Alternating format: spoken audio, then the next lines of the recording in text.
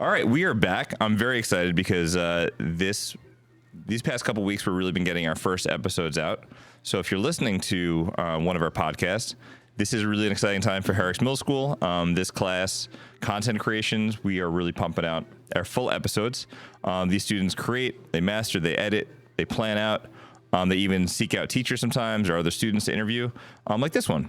And on this podcast, Ashley does swimming as a sport, and it's all about the sport of swim, diving, and all things that maybe you might even know about the sport or what swimmers go through when they are in the season or even off season. So on this special episode, Ashley has Mr. Mauro, and they're going to talk about all kinds of things, diving, swimming, recent events, but there's so much more for them to talk about, and you don't need to hear from me. You need to hear from the swimmers. So without further ado, I am going to pass it along to them.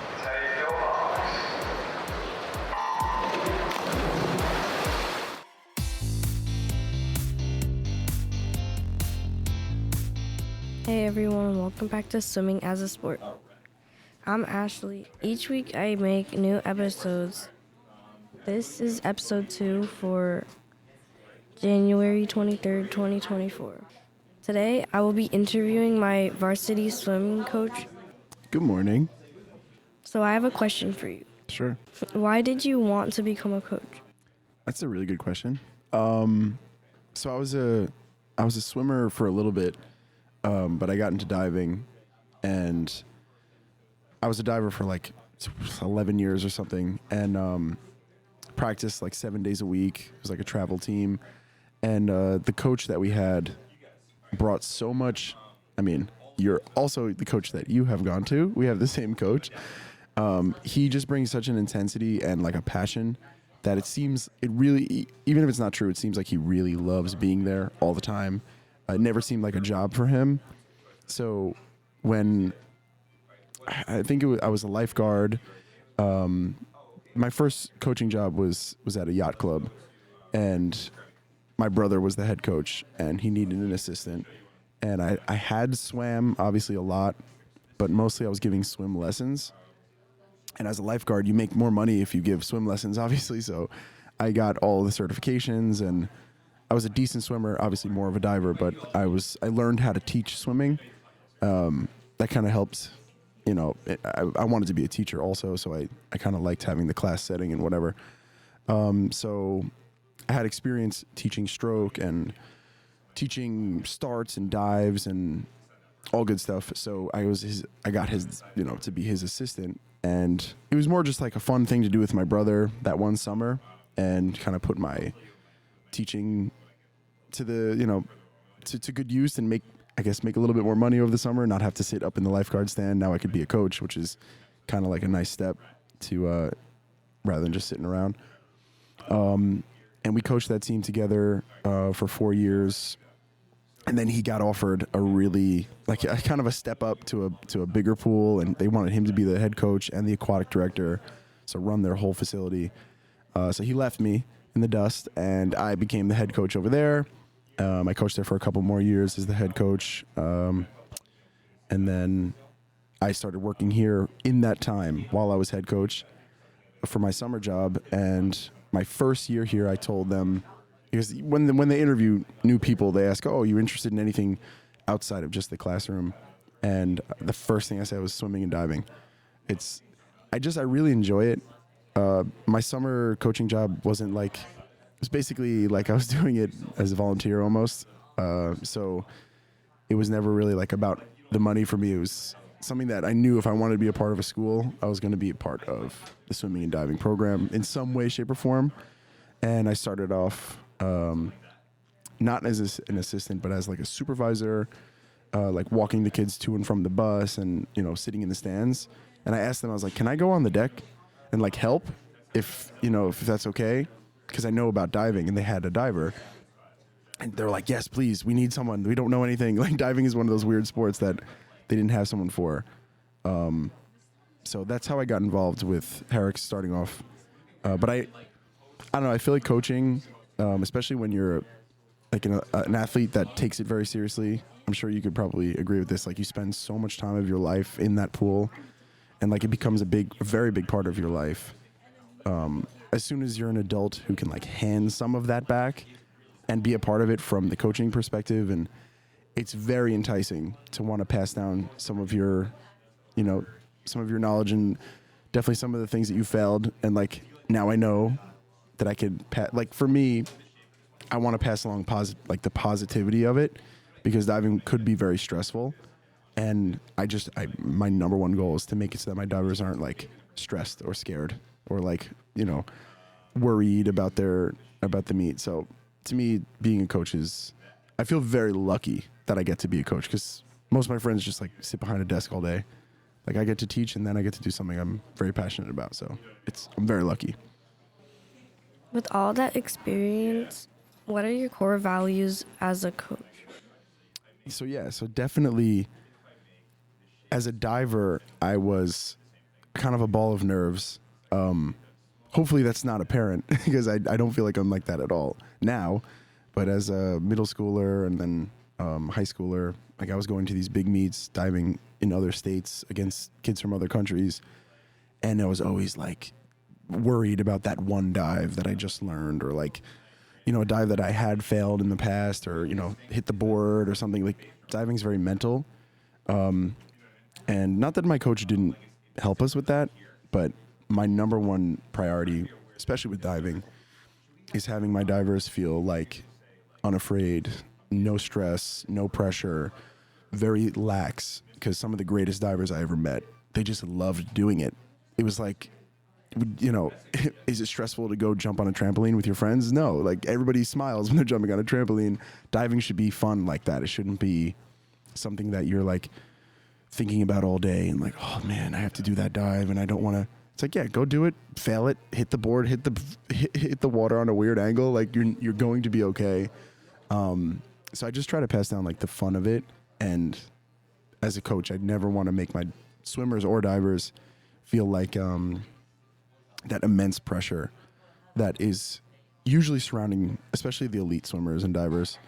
So my core values, definitely, I want everybody to like really enjoy what they're doing, because I feel like if you love it and you're having fun, you're going to be better at it, and you're gonna push yourself because there's like no stress, no you're not worried that you're gonna not hit your potential. And so yeah, I try to pass along that love of the game. Yeah. And since you're also a science teacher in the school, how do you view the relationship between academics and athletics? That's a really good question, because it's hard. It's so hard to balance it. And I think more than anything, I'm just inspired by you guys, like you and your sister, your brothers. And then like, there's a difference between the kids who compete, and then there's the kids who swim all year round, every single day. I mean, you guys have such a crazy schedule, and then on top of that, you throw in like music or art or any other thing. You throw in just one more thing, and it becomes really, really challenging as a kid to juggle that stuff. So I remember I was taking drum lessons. I was diving at least 6 practices a week, and then you have school. It's so hard to juggle those things, but what I find is that the students who have this like good schedule, regimented, like they know I have to be in the pool at this time and I'm only going to have this much time to do my schoolwork, those students usually rise to the occasion, because swimming becomes, I don't know, swimming is such a, like you have to be really disciplined, and that discipline definitely pours over into their academics. At least here, it's a really nice culture of, scheduling your time. And I'm sure there's times where you find that you're kind of over, you have way too many things on your plate at once. It's like, man, I have that English project and I have to study for my social studies test. And I also have to go to like 4 hours of practice. Like it's you're not going to be home till late. So what I try to do is, I know that my students, even the ones who aren't swimmers or athletes, I know that my students have other things in their life that are looming and that they have scheduled. So what I try to do is I try to be as understanding of that as possible. and I try to get as much out of my students during class time. And I mean, I try not to assign any that much, if any, home assignments, I guess homework you call it, because I know that there's so much more to the student's life than just learning about the function of the organelles inside the cell and, you know, the structure of DNA. It's like, yeah, I get you for 41 minutes we're going to talk about that then. But your guys' lives become so much more complicated outside of the classroom. So I try to reel back how much, insane work I'm giving. Yeah, it's hard. It's definitely hard to juggle, and I'm sure you could speak on that more than I can, because you're living it right now. So I try to respect that. Yeah, that's really clever. What are your off-season expectations for varsity? It's tough because personally, obviously I coach varsity. Are you talking about the boys or girls or just both? Both. All right. So for girls, the truth is, and maybe you can speak to this, I mean, you're sitting across from me. So if anyone else was asking me this question, I would answer it in the same way. So just because it's you, I'm not going to change my answer. You are an elite swimmer, and you're just going to get faster. So I know eventually, value-wise, like on the scoreboard, it might be more valuable to have you just swim 4 events. But it depends on how much you want to continue as a diver. So like for me, one of my questions is like, I wonder how many more years I'm going to have Ashley on the diving board, because same thing with Kaylee. Kaylee, Ashley's older sister, dove with me, and same thing with both of your brothers. They dove with me and then became so just unbelievably, talented in the pool as a swimmer, that diving obviously is like, all right, I can dive, but you're going to be like winning races for swim. So one of my questions is like, is Ashley going to keep diving? And I don't know. And are we going to get more divers? That's always a question. We have currently for the boys season, we have Hilko, and I think Hilko is going to stick with diving as his main sport. For those of you who don't know, Ashley dives like really just to help us out because she's mainly a swimmer. Are you still doing dive practices or no? No. No, see, that's the thing. So this is a person who doesn't practice diving every day or multiple days a week and still is able to pull out amazing performances. It's such a challenging sport to just like pull out, of a hat. So like that's, if we don't have a diver, it becomes more challenging to win meets. So I'm always thinking about diving because it's the one thing that other coaches are, they're also thinking about it. It's how you win meets a lot of the time, unfortunately. But my number one priority as an off season, even above that diving situation, is what pool we're going to be swimming at next year. We're currently at Tully, which is a great facility, but we need, if we could, it would be excellent if we could get more lanes and a diving board, because Tully doesn't have one. So if we had a diving board, there are girls on the team who said that they would love to try diving, but we don't have a place for them to practice. So that's something that I'm really working on. Yeah, okay. So one last question. How will you develop the community support for the team? Wow, that is a great question. Especially after just coming off our meet with Farmingdale, because I don't know if you remember when we went, the environment there is very different than any other pool that we swim at. Farmingdale has a culture that's like the community supports their swim team similarly to the way that their community would support the like local football team, because like you have people, it seems this way at least, that you must have people going to these meets that don't have a child or a grandchild on the team. It's just like people from the community go to watch, because I think their pool has like a senior citizen program and has like, mommy and me classes. And some of those people seem like they're just there because they shout them out. They're like, big thanks to our senior citizen program. And like, there's like these old people clapping, and it's like, are there grandkids on the team, or are they just here to support? Like it seems like there's just community members going to watch the Farmingdale High School team, and that was awesome. I mean, that's like a pipe dream to have people, really care about and support swimming as a sport, and not just we have a swim team, which is unfortunately what it usually gets limited to in most districts. And I know when I was in high school, it was like, we went undefeated conference champs, and my brother and I were, all county and whatever, and it's like, wait, we have a swim team? Or like, isn't that just like exercise? People swim competitively? I'm like, yes. So it seems like such an uphill battle. But to get community support so far, at least with the boys season, I can speak to this, and I know for the girls season, Coach Sullivan does the exact same because I got it from her.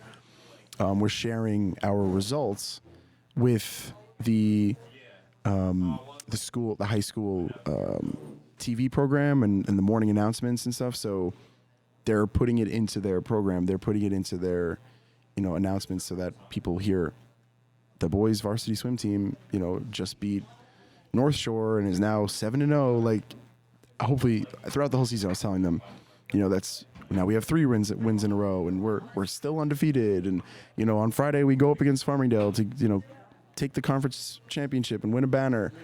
So I try to like spin this story as exciting as it is. And even if we weren't having like such a winning season, because we did end 8-1, which was an amazing season, I would still try to we're going up like our rivals, or last year it was this close, and I'm always going to try to make it exciting, because it is exciting, and you have to convey that to people. So I try to communicate just how intense these meets can get, and the season is so exciting, especially this year. We had such a great season with the boys and the girls, but I'm definitely taking notes with what I saw at Farmingdale. Obviously, it would really help if we had a pool. That's how you build the community from the ground up. You have a place that everybody knows is like, that's our home turf. Like, we don't have home turf right now. The football team has their home field, and the basketball team has their home court. But I think it would be, obviously, this is another pipe dream, but if we had our own pool that had a Highlander painted on the wall, and all of our records hanging from the wall with Matt Chang goes this, like, we have record holders for Herricks currently on the team, and just to see those, see that up there, I think it adds just a little bit of that prestige that the team. I mean, we are that competitive. We are that good of a team. I feel like it would be excellent to have that recognized, and so down the line, we could dream. We could definitely dream. That would be an excellent, step for us in the future. Yeah, I definitely want a Herricks pool, and that would definitely help other people that don't swim competitively get much better. Absolutely. We have kids who want to try new things too, and we have really, really, passionate swimmers who, for example, one of the things I always go to, because most of the listeners, I'm sure, are not going to be swimmers, or if they are, they'll definitely understand this. We practice at a pool that does not have blocks. And if you ever watch the Olympics, or you ever seen a swim meet, the races always start with the swimmer standing on a block. And they have to jump off of that block and dive into the water.